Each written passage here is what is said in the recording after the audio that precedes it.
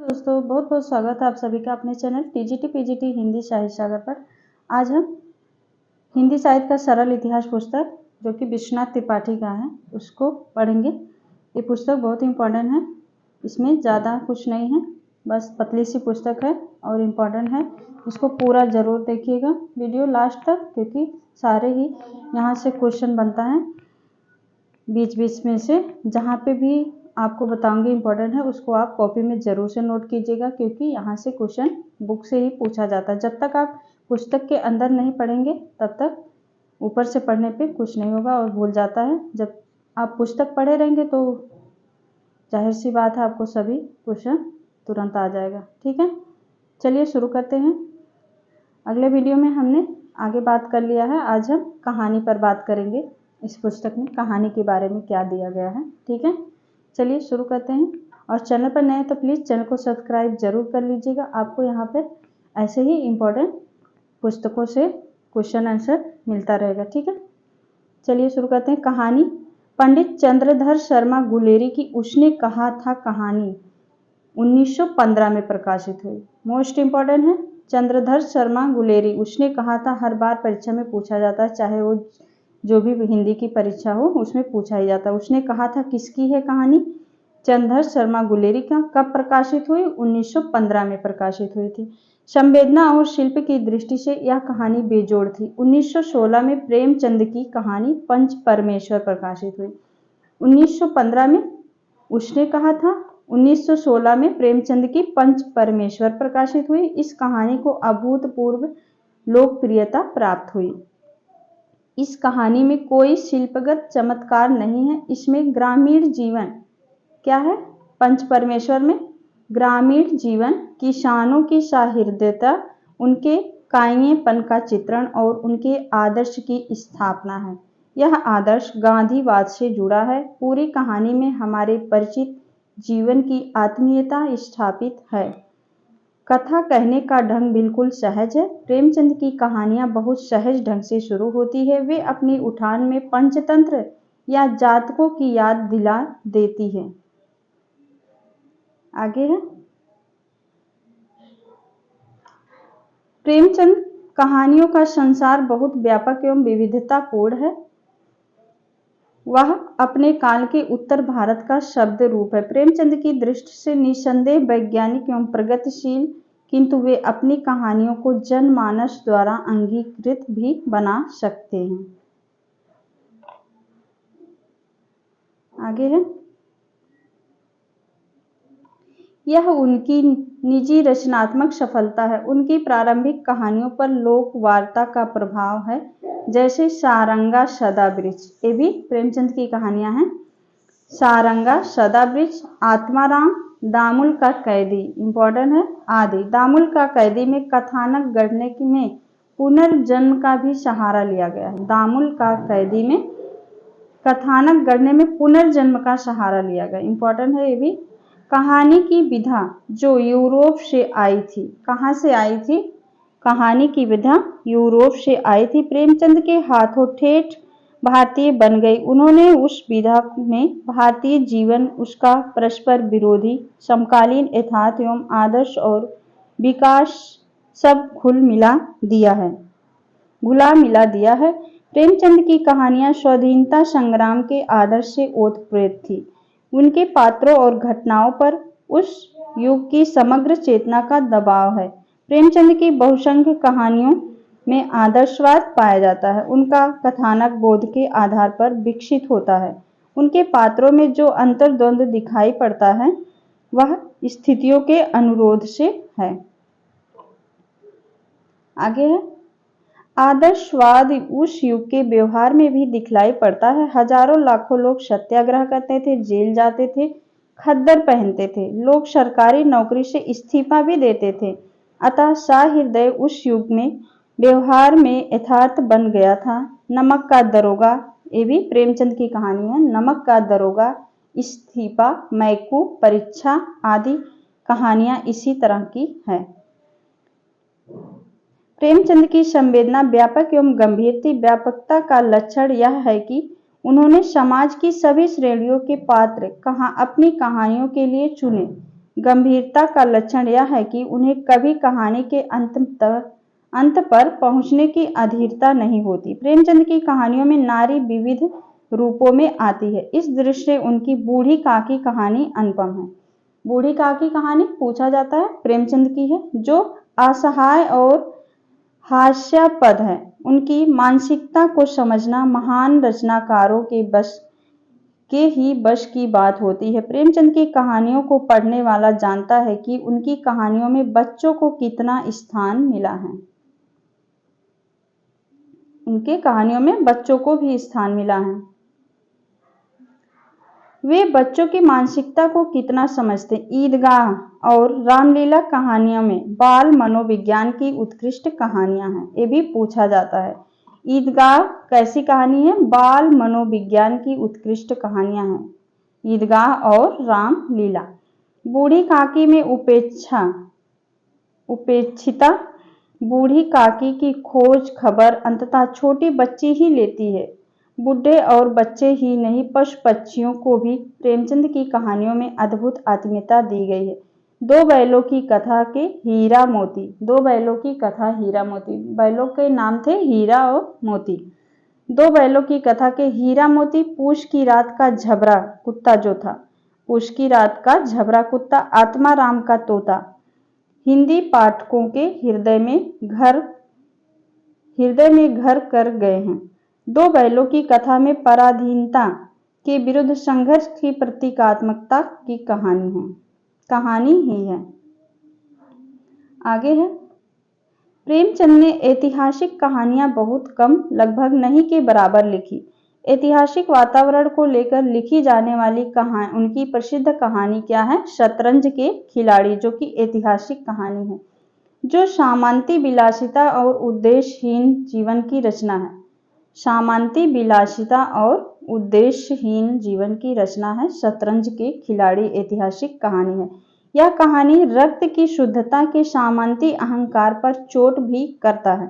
प्रेमचंद हिंदी के महान व्यंग्यकार भी हैं। वे असंगत स्थितियों को सहज तौर पर एक दूसरे के सामने रख देते हैं और व्यंग्य उत्पन्न हो जाता है। डॉक्टर रामविलास शर्मा ने उन्हें कबीर के बाद हिंदी का सबसे बड़ा व्यंग्यकार माना है। रामविलास शर्मा ने प्रेमचंद को कबीर के बाद हिंदी का सबसे बड़ा व्यंग्यकार माना है। उन्होंने कुछ कहानियों में व्यंग्यपूर्ण रेखाचित्र भी खींचे हैं, जो व्यंग्य के उत्कृष्ट उदाहरण तो नहीं, लेकिन चोट भरपूर करते हैं, जैसे मोटेराम शास्त्री। ये भी प्रेमचंद की। अभी आप जब वीडियो को पूरा देखेंगे तो आपको इतने सारे क्वेश्चन यहाँ से दिखेंगे कि जो परीक्षा में आ चुके हैं। ठीक है, और अगर आपको अच्छा लग रहा है तो प्लीज़ चैनल को सब्सक्राइब जरूर कर लीजिएगा और कमेंट करके जरूर बताइएगा कैसा लगा। ठीक है, आगे है, कथा साहित्य में आधुनिकता का एक बहुत बड़ा लक्षण है। अलौकिक शक्तियों, रूढ़ियों, मिथकों को अलग अलग रखकर बोध के आधार पर प्रबंधित की गठन। प्रेमचंद की कहानियां, विशेष रूप से उनकी अंतिम कहानियों में से एक है कफन, जो कि 1930 ऐसी कहानी है जो यथार्थ बोध का आधार नहीं छोड़ती। उसमें परिस्थितियों की संघटना करने में निर्भयता बरती गई है। ऊपर से देखने पर घीशु व माधव कोप के भाजन बनते हैं। घीशु और माधव पात्र हैं कफन कहानी के, क्योंकि वे अमानवीय और स्वार्थी हैं। कैसे हैं? अमानवीय और स्वार्थी हैं। इसी भ्रम में कुछ लोगों ने उन्हें एब्सर्ड पात्र भी कहा है, लेकिन वे, ये भी पूछा जा सकता है, क्या कहे हैं? एब्सर्ड पात्र घीशु और माधव को। वे स्वयं पार्श्विक स्थितियों में पड़े हैं। पार्श्विक स्थितियों को झेलने वाले से समाज मानवीय व्यवहार की आशा करता है। यह कफन की सबसे बड़ी विडंबना है। इसी प्रकार कहानी पूष की रात भी है।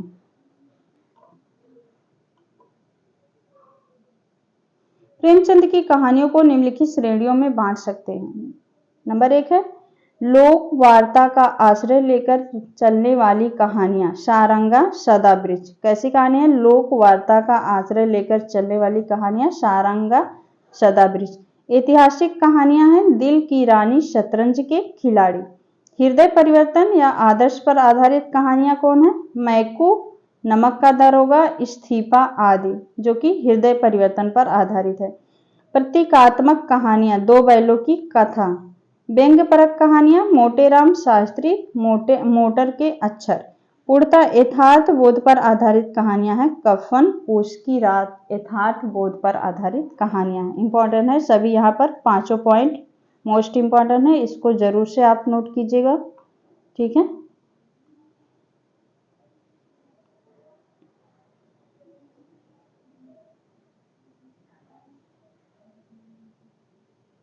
यहाँ पे कुछ इंपॉर्टेंट दिया है। एब्सर्ड पात्र की अवधारणा यूरोपीय नाट्य विधा थिएटर ऑफ द एब्सर्ड से ली गई है। थिएटर ऑफ द एब्सर्ड इस संसार को निस्सार, निरर्थक मानता है और सामाजिक व्यवस्था को महज एक भ्रम।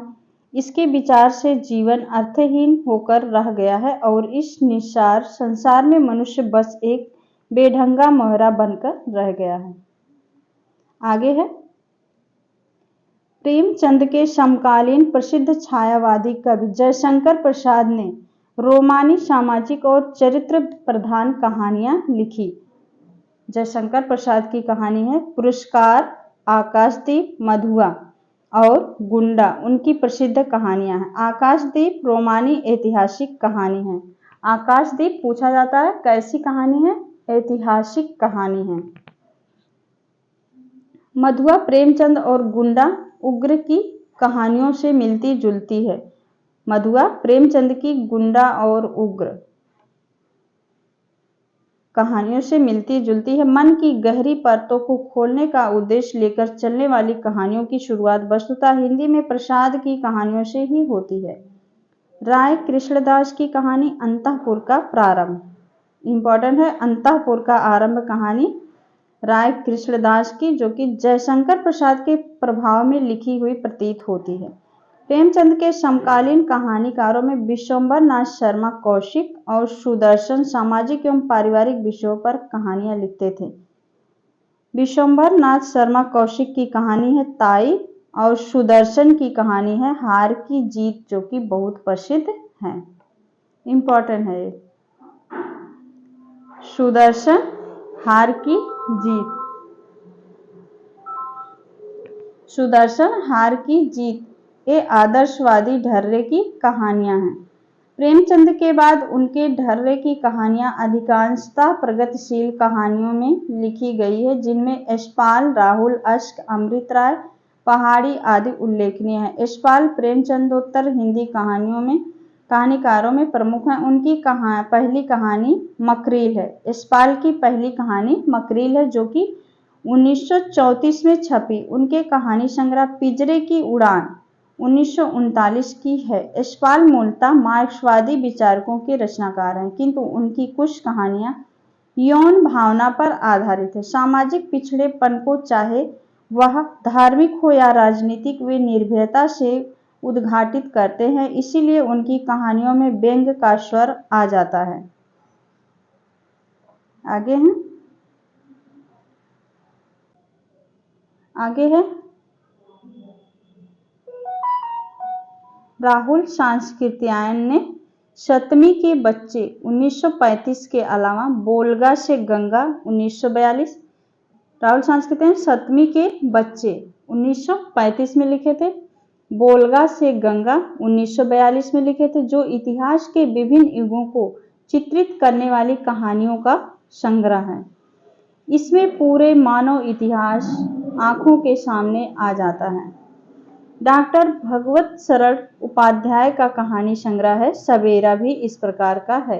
अश्क उर्दू से, उपेंद्र नाथ दास को उर्दू से हिंदी में आए, उनका पहला कहानी संग्रह है जादुई की शाम का गीत, अश्क का है, 1933 में छपा। और दूसरा डाची 1937 में, ये भी अश्क का है। पहला है जादुई की शाम का गीत, दूसरा डाची 1937 में।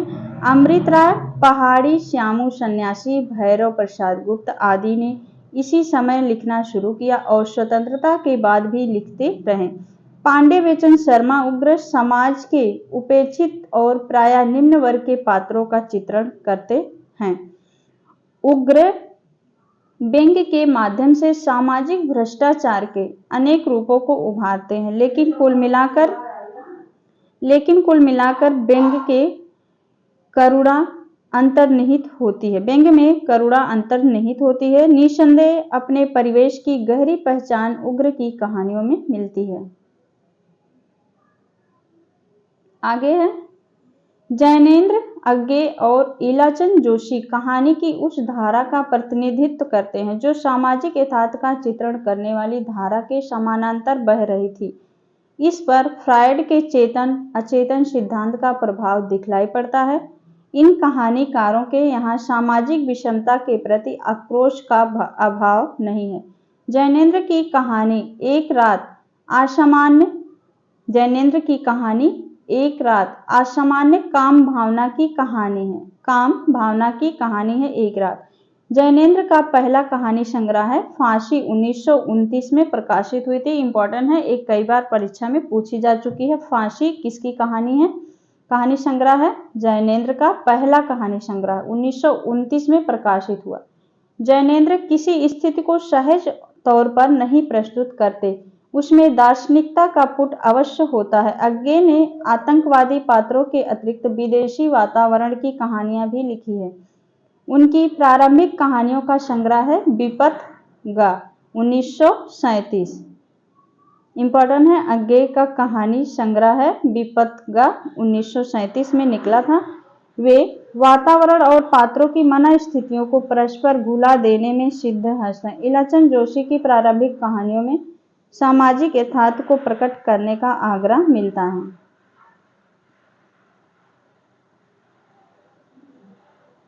किंतु 1935-36 तक उन पर फ्रायड के मनोविश्लेषण का गहरा प्रभाव था। इलाचंद जोशी पर उनके कुछ कहानी संग्रह इस प्रकार हैं। धूप रेखा 1933, दिवाली और होली 1942 इलाचंद जोशी का है। आहुति 1954 जोशी में सामाजिक विषमता के प्रति आक्रोश के अलावा समझ ना पाने वाली स्थितियों के प्रति रहस्य भावना भी मिलती है। आगे है नाटक, इस पे हम कल बात करेंगे क्योंकि तबीयत मेरी ठीक नहीं है। आज हम कहानी पर बात कर लिए हैं, अगले नेक्स्ट वीडियो में हम नाटक पर बात करेंगे। ठीक है, उम्मीद है आपको अच्छा लगा होगा। अच्छा लगा हो तो कमेंट करके ज़रूर बताइएगा और वीडियो को शेयर ज़रूर कीजिएगा। चैनल को सब्सक्राइब कर लीजिएगा ऐसे ही वीडियो के लिए। ठीक है, मिलते हैं नेक्स्ट वीडियो में, तब तक के लिए बहुत बहुत धन्यवाद दोस्तों।